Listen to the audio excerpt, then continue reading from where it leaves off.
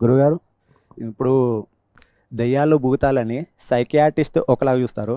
ఈ గురువులు మీలాంటి వారు ఇంకొక కోణంలో చూస్తారు. ఎందుకు అలాగా?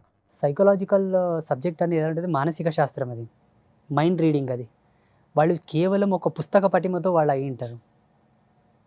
అతను ఒక పుస్తక పటిమతో ఒక అధ్యయనపూర్వకంగా ఆయన ఆ స్థితికి వచ్చి ఉంటాడు. మేము పుస్తక పటిమ చేస్తాం, సాధన చేస్తాం, ధ్యానం చేస్తాం. మేము నేచర్తో కనెక్టివిటీ తీసుకుంటాం. ఫస్ట్ ప్రకృతికి అనుసంధానంగా మా జీవన విధానాలను మార్చుకుంటాం, దానికి అనుగుణంగా బ్రతుకుతాం. అప్పుడు పంచభూతాలు మాలో ఉంటాయి, మేము పంచభూతాల్లో ఉంటాం. పంచభూతాత్మకమైనదే దయ్యాలు, భూతాలు, ప్రేతాలు అన్నీ కూడా, మనము కూడా, జీవరాశులన్నీ కూడా. అన్నప్పుడు మా పట్టు ఎక్కువ ఉంటుందా, వాళ్ళ పట్టు ఎక్కువ ఉంటుందా? ఎంతోమంది వస్తారు మన పీఠానికి, మానసిక పరివర్తనం సరిగా లేని వాళ్ళు చాలామంది వస్తారు మనతోనికి. మేము ఆల్రెడీ సైకలాజికల్ ట్రీట్మెంట్ కూడా చేయించామండి, మేము డాక్టర్లను సంపాదించామండి అని రిపోర్ట్లో సహా వస్తారు మాతోనికి. అంటే ఒక సాధువు యొక్క హీలింగ్ పవర్ ఎలా ఉంటుందంటే ఎన్నో అద్భుతాలను తీసుకొస్తుంది. ఆయన టచ్ అనేది ఎలా ఉంటుందంటే ఆయన హీలింగ్ పవర్ చాలా అద్భుతంగా ఉంటుంది, ఎన్నో అద్భుతాలు జరుగుతాయి. కానీ ఆయన కరెక్ట్ సాధువు అయితే, ఆయన పరిపూర్ణమైన నిష్ణాతుడైతే, ఆడంబరమైన సాధువు అయితే, ఇప్పుడు ఆయన సాధువు ముడితే ఏం కాలేదు కదంటే నేనేం చేయలేను దానికి. బోర్డులో కరెంట్ ఉందంటే ఏలు పెడితే షాక్ కొడుతుంది, లేకపోతే ఆ స్పిరిచువల్ పవర్ ఉండాలి ఆయన లోపల, ఆ ధ్యాన శక్తి ఉండాలి, ఆ యోగ శక్తి ఉండాలి, ఆ మంత్రశక్తి ఉండాలి, ఆ తపస్సు ఉంటే అద్భుతాలు జరుగుతాయి. గురుగారు, ఒక చిన్న సందేహం అండి. మీ చేతి వేళ్ళు గమనించాను, ఉంగరాలు అంటే వెండి అలాగే కాపర్ తోటే ఉన్నాయి. బంగారం ఎక్కడ ధరించలేదు మీరు, కానీ అవి కూడా చాలా ప్రత్యేకంగా కనపడుతున్నాయి. బొట్టన వేలికి పెట్టుకున్నారు, ఏమిటండి విశేషం? అంటే మేము కొన్ని తాంత్రికమైన ప్రక్రియలు చేస్తూ ఉంటాం. తాంత్రికంలో జపం చేయడానికి ఒక అనుష్ఠాన పద్ధతి ఉన్నది. చూపుడు వేలి మీద జపం చేస్తే ఒక రిజల్ట్, మధ్య వేలి మీద, అనామిక వేలి మీద, చిటికన వేలి మీద. ఈ చిటికన వేలుకు ఉన్నటువంటి ఈ ఉంగరము ఒక విధమైన మంత్ర దిగ్బంధనమై ఉన్నది.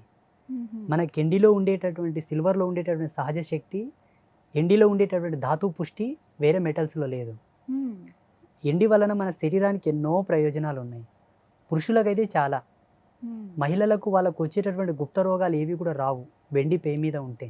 అంటే సర్వసామాన్యంగా వీటి ధరించడం వలన ఎన్నో నెగిటివిటీస్ పోతూ ఉంటాయి.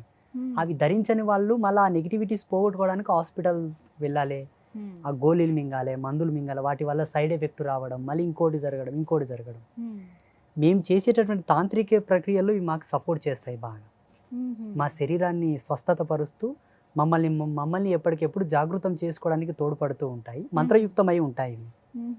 ఈ బొటన వేలికి ఎందుకు పెట్టుకున్నామంటే యోని ముద్ర వేసేటప్పుడు మాకు మంత్ర ప్రేరేపకంలో పనిచేస్తావు అవి.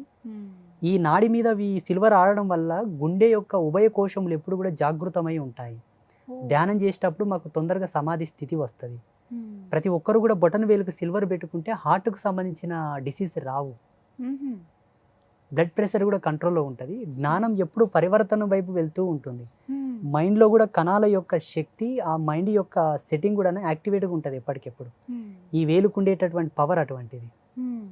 బొటన వేలు, ఇది ఒక్క వేలు, ఇక్కడ ఉండేటువంటి ఈ నర్వ్ యొక్క సిస్టమ్ అనేది కూడా మన శరీరంలో ప్రత్యేకమైన గ్రంథులకు కనెక్టివిటీ అయి ఉంటుంది.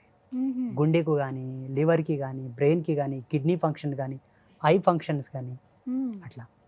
సో అందుకే ఇవి ఇక్కడ ఉండడము వైజ్ఞానికంగా, సాంకేతికంగా, మనకు సైన్స్ ప్రకారం కూడా ఇవి లాభమే. మేము చేసే స్పిరిచువల్ ఎనర్జీ కూడా మాకు బూస్ట్ చేస్తుంటాయి బాగా. మా ఆశ్రమ ధర్మాలు, మా అండర్స్టాండింగ్ మాకు ఉన్నప్పటికీ వైజ్ఞానికంగా కూడా మాకు ఎంతో రక్షణగా ఉపయోగపడతాయి. ఇంకా కాళ్ళకు కూడా బేడీలు ఉంటాయి మాకు. ఇవి బేడీలు అంటే యోగ మార్గంలో ఉన్న ప్రతి సాధువుకు బేడీ ఉంటుంది. ఒకటే వేసుకుంటారు. ఇప్పుడు సద్గురు ఉన్నాడు, ఈషా ఫౌండేషన్, ఆయనకు ఒకటే ఉంటుంది. ఇంకొంతమంది ప్రముఖ స్వామీజీలు ఉంటారు, వాళ్ళు 2 వేసుకుంటారు. అమ్మవారి పరంపరకు సంబంధించిన వాళ్ళు శక్తి ధర్మాన్ని అనుసరించి బేడీల సంఖ్య పెరుగుతూ ఉంటుంది. ఇక్కడ 3 ఉన్నాయి. ఇవి హరిషడ్ వర్గ సంకేతంగా నేను ధరించాను. 6 వర్గాలకు అతీతమైన ధర్మం నాకు దక్కాలని వాటిని మంత్ర దిగ్బంధనం చేసి వేసుకున్నాను.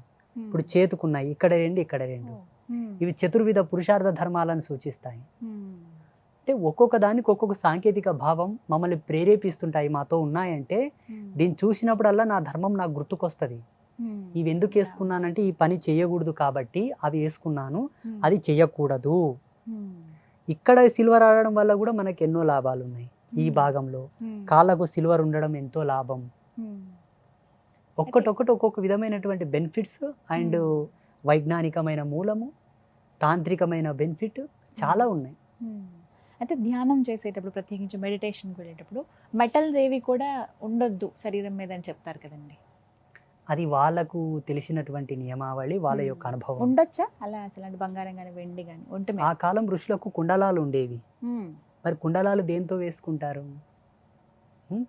ఆ కాలం ఋషులకు కంఠహారం ఉండేది, దేంతో వేసుకునేవాళ్ళు? ఆ కాలం ఋషులకు కూడా బేడి ఉండేది ఎడమ కాలుకి. చాలా మంది ఋషులకు ఉన్నాయి బేడీలు. చాలా మంది ఋషిపత్నులు, ఋషికన్యలు కూడా ధ్యానం చేశారు. వాళ్ళకు కూడా సహజమైన అలంకారాలు ఉంటాయి. షోడశ అలంకారములు ఉంటేనే పరిపూర్ణమైన ముత్తైదువ, పరిపూర్ణమైన స్త్రీ ధర్మం.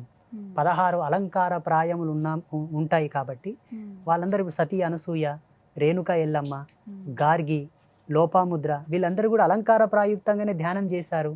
వేదాంత సంవాదం చేశారు వాళ్ళందరూ. ఒక తుచ్చమైన మెటల్ ధ్యానంకి అడ్డం పడుతుంది అనుకోవడం అవివేకం.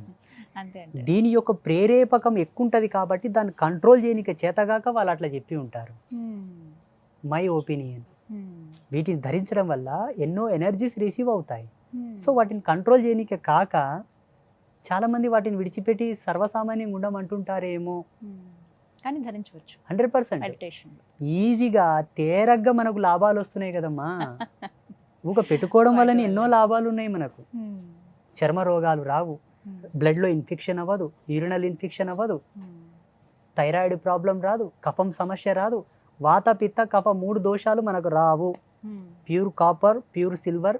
ఇంకొక విజ్ఞానం చెప్పనా, ఏ వంకతోనైనా బంగారు మెడలో ఉన్నా, చేతికున్నా, చెవిలో ఉన్నా, ముక్కులో ఉన్నా, ఏ వంకతో సిల్వర్ పే మీద ఉన్నా ఆత్మ యొక్క శక్తి పెరుగుతుంది, ప్రమాణం పెరుగుతుంది, ఆయుష్ పెరుగుతుంది. ఎందుకంటే బంగారుకు నేచర్ నుంచి ఆయుష్కు సంబంధించినటువంటి కనెక్షన్ రిసీవ్ చేసుకునే కెపాసిటీ ఉన్నది. బంగారం ఎంత మేలిమో, బంగారం ఎంత తేజస్సో మన శరీరంలో కూడా అంత సూక్ష్మత్మ శక్తిని ప్రవేశింపజేస్తుంది. అది డైరెక్ట్ సౌల్కు కనెక్ట్ అవుతుంది బంగారు. అందుకే స్త్రీలు ఏ వంకతోనైనా మంగళసూత్రం ధరిస్తారు కాబట్టి స్త్రీలు ఎక్కువ బతుకుతారు, పురుషులు తొందరగా గుటుక్కుమంటారు. మా తాత చనిపోయిన 20 సంవత్సరాలకు మా అవ్వ చనిపోయింది. అంటే మీరు మంగళసూత్ర రూపమో, ముక్కు పుడక, కమ్మలు ఏదో ఒక వంకతో బంగారు వేసుకుంటారు కదా. ఆయు ప్రమాణం పెరగాలి, ఆరోగ్యంగా ఉండాలనుకుంటే కంపల్సరీ బంగారు పే మీద ఉండాలి. పంచలోహాలన్నీ కూడా ఏదో ఒక మూలన, ఏదో ఒక వంకతో మన శరీరం మీద ఉండాలన్నదే మన శారీరక నిర్మాణం. నవరత్నాలు, పంచలోహాలు మన పే మీద ఉండాలి. అదేదో అలంకృతంగా వేసుకునిలేరు అప్పుడు దేవతల కిరీటాల్లో, కుండలాల్లో, హారాల్లో, మనుల్లో. అవన్నీ మన బాడీ యొక్క సిస్టమ్ని బట్టి, మన సెట్టింగ్ని బట్టి పెట్టారు. 30,000 40,000 హాస్పిటల్లో పోయాల్సిన పని లేదు. సంపాదించిన శాలరీ మనం డిపాజిట్ చేసుకోవచ్చు, పుష్టిగా తినొచ్చు, ఇంకా లగ్జరీస్ లైఫ్ గడపవచ్చు. అనవసరంగా హాస్పిటల్కి వెళ్ళి డాక్టర్కి ఫీజులు కట్టి, మాత్రలు మింగి, సైడ్ ఎఫెక్ట్ వచ్చి లివర్ ఫెయిల్ అయ్యి, కిడ్నీ ఫెయిల్ అయ్యి మళ్ళీ డయాలసిస్ చేసుకోవడం. నేను చాలామంది నా దగ్గరకు వస్తే వేద విజ్ఞానం ప్రకారంగానే వాళ్ళకి మెటల్స్ సలహా ఇస్తుంటాను, రత్నాలు ప్రొవైడ్ చేస్తుంటాను, రుద్రాక్షలు ఇస్తుంటాను, తాయెత్తులు కూడా ఇస్తుంటాను, యంత్రలిఖితం చేసి ఇస్తాను. ఇవి మూఢనమ్మకాలు, వీటిని నమ్మకూడదు అంటుంటారు చాలామంది. ఇవి మూఢనమ్మకాలు అయితే క్రిస్టల్ థెరపీ అనేది ఒకటి ఉన్నది. Crystal therapy. ఆ క్రిస్టల్ థెరపీకి ఈ రత్నశాస్త్రానికి ఎందుకు కనెక్షన్ ఉన్నది? మెటలైజేషన్కి సంబంధించిన గ్రానైటిక్ ఎనర్జీ సీక్వెన్సెస్ అని ఒక సబ్జెక్ట్ ఉన్నది. అది ఎక్కడి నుంచి వచ్చింది? ఈనాడు సిమ్ కార్డులో బంగారు ఎందుకు వాడుతున్నారు? ఏ లోహం, ఇనుము వాడొచ్చు కదా, లేకపోతే కంచు వాడొచ్చు కదా, కాపర్ వాడొచ్చు కదా. సిమ్ కార్డులో బంగారు లేకపోతే సిమ్ కార్డు పని చేయదు. శాటిలైట్లో కూడా బంగారు ఉంటుంది. ఎందుకు ఉంటుంది? దానికి ఆ గ్రాస్పింగ్ పవర్ ఉంటుంది, ఆ రిసీవింగ్ కెపాసిటీ ఉంటుంది. ప్రతిదానికి ఒక పరమార్థం ఉంటుంది. 100%. చాలా సంతోషం గురుగారు. ఎన్నో సందేహాలు ఇంకా చాలా ఉంటాయి. సమయాభావం వల్ల ఇక్కడితో ముగించవలసి వస్తుంది. ఖచ్చితంగా ఆశ్రమానికి రావాలని కోరుకుంటున్నాం. అమ్మ అనుగ్రహం ఉంటే, ఆవిడ ఎప్పుడు పిలిపించుకుంటే అప్పుడు ఖచ్చితంగా వస్తాను. చాలా సంతోషం అండి మీ సమయాన్ని కేటాయించి కార్యక్రమంలో పాల్గొన్న అందరికీ శ్రీమాత యొక్క ఆశీస్సులు. ఇలాగే ప్రశ్నించేవాడు జ్ఞాని, చెప్పేవాడు జ్ఞాని కాదు. ఇది తర్కశాస్త్రంలో మనకున్నది, మన హిందూయిజంలో. ప్రశ్న వేసేవాడు జ్ఞాని, చెప్పేవాడు కాదు. ఈయన సంవాదకుడు, అడిగేవాడు ఉదాత్త బ్రహ్మ. ప్రశ్న వల్లనే సమాజం చాలా పరివర్తనం వైపు వస్తుంది. ఇంకా మంచి ప్రశ్నలు రాయండి, మళ్ళీ టైం ఇస్తాను, నేను మళ్ళీ వస్తాను. చాలా సంతోషం అండి. నమస్తే. శ్రీమాత్రే నమః. అందరికీ థ్యాంక్స్ అండి. నమస్తే.